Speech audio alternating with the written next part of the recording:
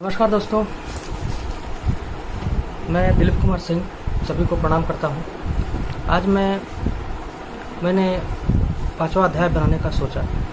इसके पहले वाले अध्याय में मैंने सूर्यवंशी क्षत्रियों के बारे में बताया, लेकिन उसमें बताते वक्त कुछ छूट गया था। थोड़ा मैं चाह रहा था कि आज कुरुवंश के बारे में थोड़ा और आगे की और चर्चा बढ़ा दूँ।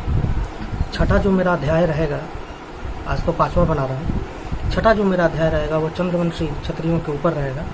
तो आज मैं कूर्म वंश के ऊपर थोड़ा सा और कुछ जो बातें छूट गई थी उसके बारे में बताना चाहूँगा।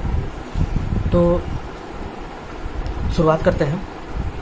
एक चीज़ मैंने बहुत नोट की है, जिसको मैंने बहुत सुंदर से नोट करके लिखा है। मैं चाहूँगा कि मैं वही जो मैंने शोध और नोट करके लिखा वही चीज़ मैं आपको बताऊँ, ताकि आप अपने अन्य साथियों को भी वो बता पाएँ, जिससे हमारे कूर्म वंश के बारे में उनका भी नॉलेज और उनका भी ज्ञान बढ़े।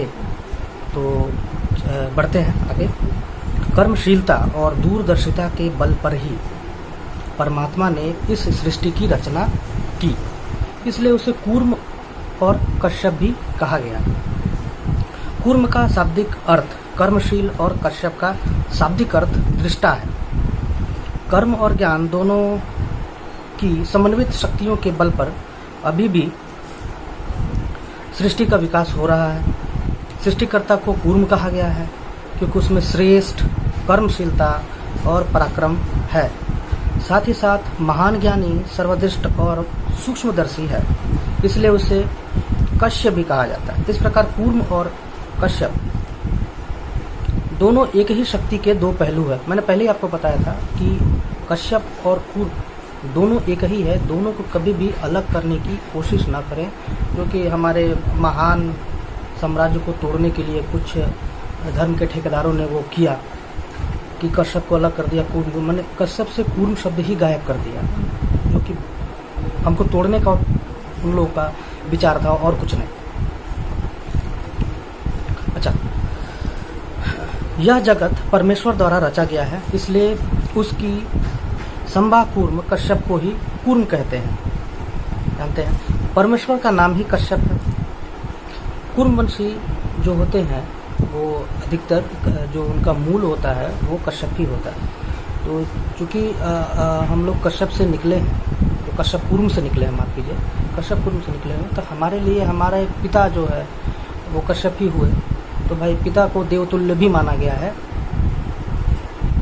परमेश्वर का नाम कश्यप है। ऋग्वेद का भाष्य भूमिका पेज नंबर 315 जरूर देखिएगा, उसमें आपको ये मिलेगा। कश्यप सर्वदृष्टा है क्योंकि ये सब कुछ सूक्ष्मता के साथ लेते हैं। तैत्तिरीय अरण्यक का पहला मंडल, पहला अध्याय 1.8.8 जरूर देखिएगा, उसमें इसके बारे में लिखा रहेगा, कूर्म के बारे में लिखा रहेगा। समस्त प्रजाओं को कश्यप से ही उत्पत्ति माना गया है। बाद में परिवेश और स्थान के आधार पे अन्य गोत्र और प्रवर बने। सतपथ ब्राह्मण का 7वां मंडल जरूर देखिएगा। इस आपको गोत्र और प्रवर के बारे में मिलेगा, किस तरह से अन्य गोत्र और प्रवर बने, और कूर्म के बारे में। कूर्म के अत्यंत तेजस्वी होने के कारण आदित्य यानी सूर्य यानी विवस्वान को भी कूर्म कहा गया है। इसको भी सतपथ ब्राह्मण के 7वें मंडल में इसका उल्लेख है, 7वें अध्याय में जरूर देखिएगा। समस्त राजाओं को कूर्म कश्यप से ही उत्पत्ति मानी गई है। इसको महाभारत के शांति पर्व, माफ कीजिए, महाभारत का आदि पर्व 65.11 नंबर वाला भाग जरूर देखिएगा। इसमें आपको इसके बारे में कूर्म कश्यप को कूर्म ही कश्यप है, इसके बारे में आपको जानकारी मिल जाएगी।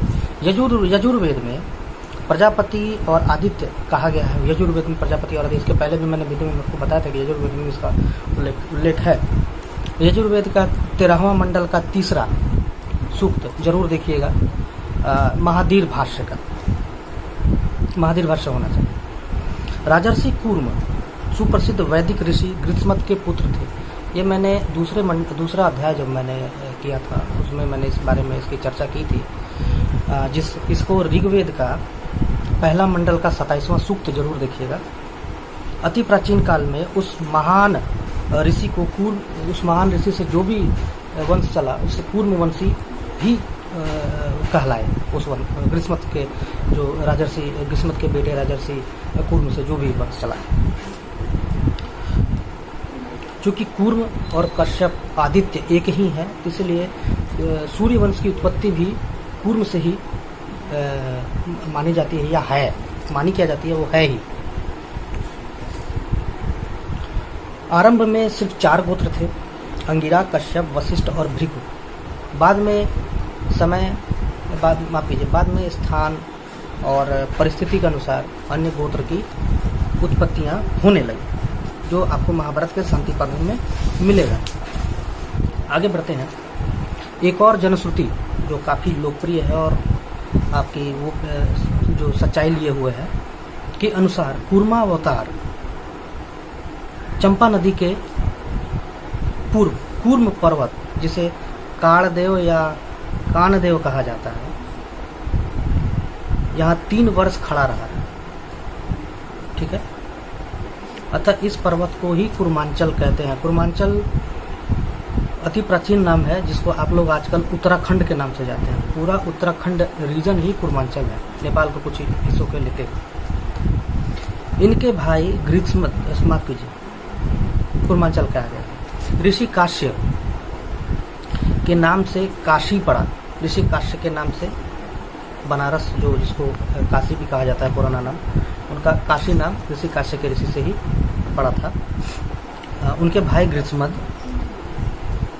थे और विश्वामित्र ग्रीष्मत के चचेरे भाई थे, याद रखिएगा।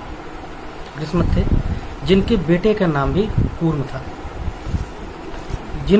जिनसे भी चंद्रवंशी कूर्म क्षत्रिय जातियां चली। ग्रीष्मत के भाई, जिसको छत्रविद्ध वंशावली भी लोगों को कहा जाता है। एक चीज़ याद रखिएगा, चंद्रवंश ग्रीष्मत के बेटे जो हैं कूर्म, उनसे चला, पूरा चंद्रवंश चला। और सूर्यवंश कश्यप कूर्म से चला। ठीक है, उनके बेटे का नाम विवस्वान था, जिसको आदित्य कहा जाए। आदित्य का मतलब सूर्य होता है, तो उनसे सूर्यवंश चला। कश्यप भी कूर्म है, ये भी जानते हैं आप। तो चंद्रवंश को छत्रविद्ध वंश भी कहा जाता है, छत्रविद्ध कूर्म वंश भी कहा जाता है, और सूर्यवंश को कश्यप कूर्म सूर्यवंश का भी कहा जाता है। एक बात स्पष्ट हो जाती है, इन्हीं कश्यप कूर्म ब्रह्मर्षि और राजर्षि कूर्म से सूर्यवंश की उत्पत्ति मानी गई है। एक श्लोक है, यथा कूर्मो प्रजापतिरादित्यो वा, अर्थात कूर्म ही प्रजापति और आदित्य है। यजुर्वेद का 13वां मंडल का 30वां मंत्र जरूर देखिएगा। 13वां मंडल का 30वां मंत्र या श्लोक जरूर देखिएगा, महावीर भाष्य का, उसमें है द्वय कूर्म देवत्ते प्रजापतिरादित्यो वा, अर्थात कूर्म प्रजापति व आदित्य है। इसे भी यजुर्वेद का 13वां का 30वां जरूर देखिएगा सूत्र। उपट्ट भाष्य में इन दोनों विद्वानों ने यजुर्वेद के भाष्य में कूर्म को प्रजापति अथवा प्रजा की उत्पत्ति व वृद्धिकर्ता कहा, तो उन्हें आदित्य अर्थात सूर्य भी कहा। तो इससे आप कूर्म की पूरी वंशावली समझ गए। कूर्म क्या है, कूर्म कैसे है, कूर्म किस तरह से है, कूर्म का व्यापकता भी आप जान गए। तो जो लोग कहते हैं, बहुत लोग जो अनभिज्ञ हैं, जो गूगल में आजकल देखिएगा, कुछ भी चीज़ के बारे में जानकारी लेना हो तो गूगल फट से गूगल देख लेते हैं। देखिए, गूगल आपको वही दिखाएगा जो हम गूगल को प्रोवाइड करेंगे, और जो हम गूगल को प्रोवाइड नहीं करेंगे वो गूगल आपको कैसे दिखाएगा, बताइए, पॉसिबल है?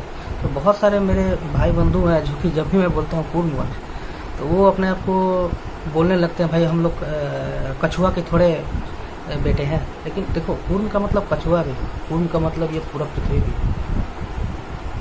देवताओं को भी कूर्म कहा गया है। बहुत सारे मंत्र हैं जिसमें कूर्म का उच्चारण बहुत जरूरी है। त्रिपुरा में कूर्म पीठ है, जो कूर्म वंशी क्षत्रियों के लिए एक क्या बोलते हैं उसको, एक एक स्वर्ग है जहाँ उनको अवश्य जाना चाहिए, हर हालत में जाना चाहिए उनको। वो उन्हीं के राजाओं, कूर्मवंशी राजाओं के द्वारा कूर्मवंशियों के लिए ही बनाया गया था वो कूर्मपीठ, लेकिन आप लोग तो वहाँ जाते ही नहीं। तो खैर, तो कूर्म का मतलब सिर्फ कछुआ ही नहीं होता है। कूर्म भाई हमारे ऋषि थे, कश्यप को ही कूर्म कहा गया है। छत्रविद्य वंश में जब ग्रीष्मत हुए, ग्रीष्मत से आपके कूर्म हुए, उनको भी कूर्म ही कहा गया। कूर्म एक राजर्षि भी थे, जो बहुत बड़े राजर्षि थे, जो मालिनी देवी के भक्त थे, वो भी एक राजा थे। चंपावत के राजा का नाम भी कूर्म ही था, जो सूर्यवंश से।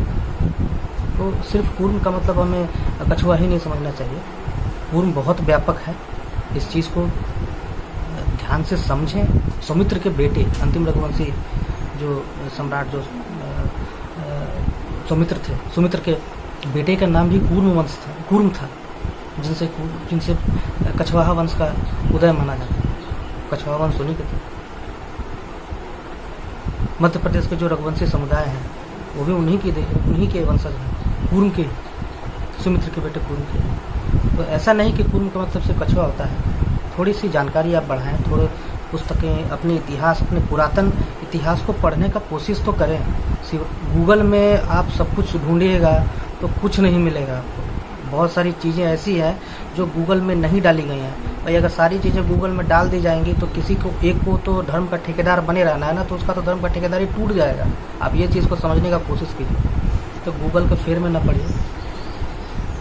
हर चीज़ आप शॉर्ट में खोजते हैं कि हाँ हर चीज़ हमको शॉर्ट में मिल जाए, नहीं। कुछ थोड़ा सा ज्ञान बढ़ाने के लिए ज़रूर वेद का अध्ययन ज़रूर कीजिए। वेद, उपनिषद, महाभारत है, महाभारत जो संपूर्ण महाभारत है वो पढ़िए। वाल्मीकि संपूर्ण वाल्मीकि रामायण जरूर पढ़िए, उसमें आपको मिलेगा कूर्म शब्द, बहुत जगह मिलेगा। राजाओं को ही कूर्म कहा गया है। धन्यवाद। जय भवानी, जय महाकाल, जय विशाल, जय कूर्म वंश क्षत्रिय। धन्यवाद।